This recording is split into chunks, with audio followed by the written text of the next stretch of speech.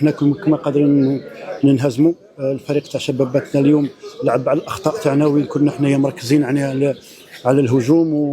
وخلينا يعني ثغرات يعني من الدفاع وين واستغلهم شباباتنا، ولكن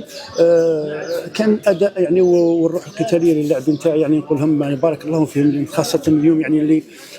تمناوا وحبوا يعني باش يفوزوا، ولكن تلقينا هدف يعني بطريقه يعني غريبه وفي وقت حساس جد حساس، وين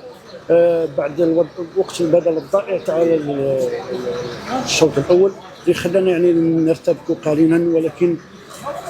بعد الشوط الثاني بعد درنا تغييرات يعني 3 تغييرات يعني اللي زاد نتعش الهجوم تاعنا وسجلنا هدف التعادل، واللي خلانا يعني رجع لنا الروح هذيك اللي بدينا بها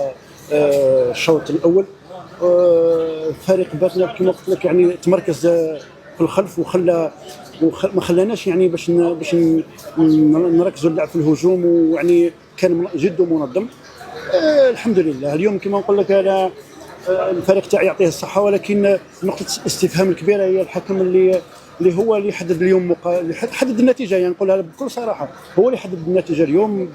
بالتدخلات العشوائيه. نقول له ان شاء الله ربي يهديك، ونتمنى يعني الفريق يعني يعاود يستفيق في الجولات الاخيره.